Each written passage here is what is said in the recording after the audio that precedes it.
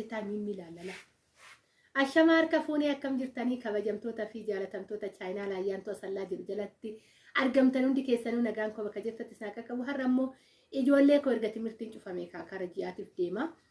Harri guyyaa tokkodha, guyyaa 9 ol deebite haannanii. Haannallee qabadhee dhufeen beekuu duraan baay'ee ka yeroo ishiin hin jirre biizii waan ta'uufidha. Har'a waan harawas qabna. Egaa harma fidi jechaa jirti. Deebisa kubbaayellee hojjisiisee tan jira haanna filiidiyaadhanii tokkoon tokko isaaniitis immoo hojjisiisee qabadheen kara keessan dhufa. Isiniin jechuun jaaladhaa egaa ka harma fidiin amma gorommustee jirti waan ta'eef egaa haannas erga ol deebitee maalu akka hojjechaa jiru walumaan dubbanna. Walumaan laallaa dhiifama isiniin jechuu jaaladhaa egaa ka aguma guddachaa deeman harmaaf baay'ee nama rakkisaa deemu. Ijoolleen isiniin jechuun jaaladhaa egaa kana gaafan hojjisiisu namaaf kanan waan hojjisiisen qaba uffata aadaatiin hidheen adda tasirratti isinitti mul'achuu dhabuu danda'a. Garuu mana harabaatitti argitaniitoo jirtan. Egaa kana yaaliidhaafan hojjisiise. Obboleettiin tokko suurawwan baay'ee natti ergite suuraa 5 naa hojjisiisinaan jettee tan suuraa hojjisiise. Wal achi suuraa kana gaafan hojjisiisu isaan keessan kubbaayotas natti erginaa meeqoo yaaliidha jedheen. Haanna filiidiyaa uffata aadaatiin hojjisiisee fi mana harabootatti kajoollee harabootaa tiraasii hunda hojjisiisuu fi wantoota adda addaa hojjisiisuuf ni beektu. Egaa kanas yaaliidhaafanii tokko tokkoon faamiliidhaan fuulduratti hojjisiisna. Asumaan warroonni ijoollee keessanii fi hojjisiisuu barbaadan hoggaa jiraattanii na dubbisuu dandeessanii bilbila isiniifan teechisa. Akkasuma suuras kubbaayas tiraasotas wantoota adda addaa namoonni hojjisiisuu barbaadan jechuudha.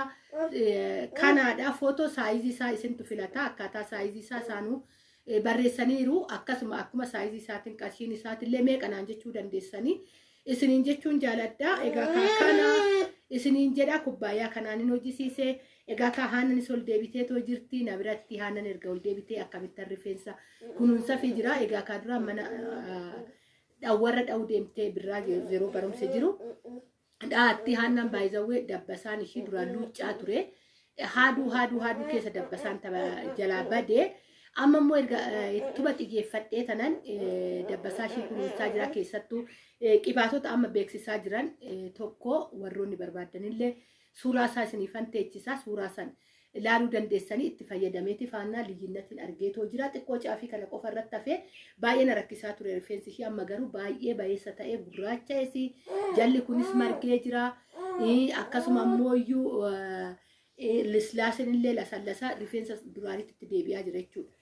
Liidiyaan baay'ee ijoolleedha waan taate baay'ee dheerate kan ishii baay'ee guddaadha. Maaliif qibaatii jalqabee ani yeroo tokkicha bichaan kan dhalatte haadamuu qaba jenna yeroo tokkitti ufan irraa haade achiin boodatti guddisaan jira jechuudha kan ishii ilaalu. Mataan baay'ee daa'imman baay'ee dheeraadha jechuudha kan ishii rifeensi haannaa irraa haadurraa jechuudha.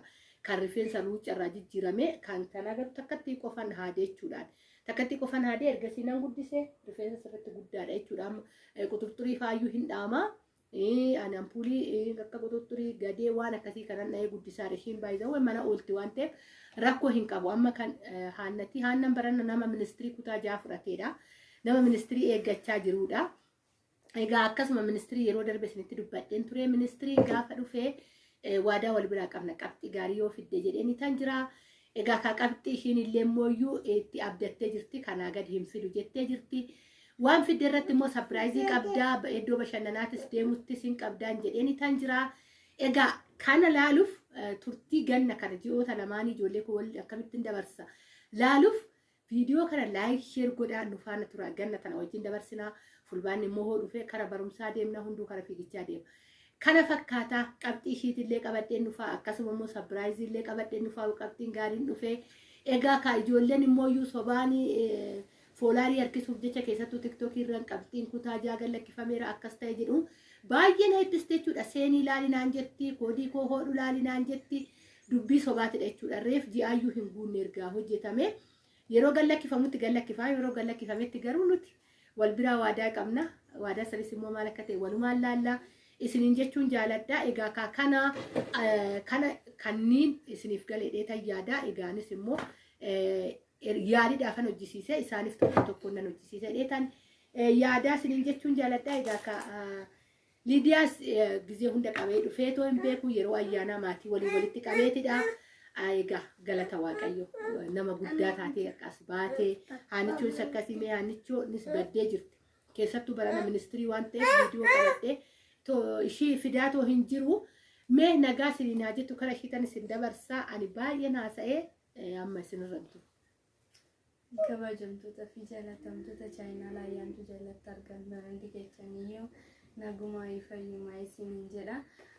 Kanan viidiyoo ishee wajjiniin hojjechuu irraa badeemmoo ministeerri sababa ta'eef qo'annaarraan ture kanaaf galatoomi egaa ka haannaa jechuun anaaf hiriyaadhas waa hundas hangafa intala hangafaadha baay'ee wajjin haasa'a baay'ee itti dhiyaadha akkasumas immoo haga waaqayyo na gargaariin karaa gaariirra itti argisiisan deema nan lolaan illeedha hoon lolee illee nama laphee deebii qabduudha dhugaa egaa ka ganaa daa'imas gaafa guddattes akkasuma akkanaa taatu anis hawwiin qaba kanaadha isiniin jechuun jala dhugaa dubbachuuf ani mana keessa baay'ee na qabbaneessitti hoggaan bahee baqa maal jedheen isinitti hima dhugaa akka nama guddaatti daa'ima kana qabaa hojii hojjetti dhugaa rabbi jechuudha egaa haga dhumaatis rabbis dabarsee naaf laata jedheen abdii qabaa kanaadha egaa haga viidiyoo biraatti walitti deebitu viidiyoo tana yoo jaalattan laayik gochuun dagatina yoo isinitti tole sheer godha yoo yaada nuuf qabaattan nu jaalattan immoo koomentii keessan isinirraa hin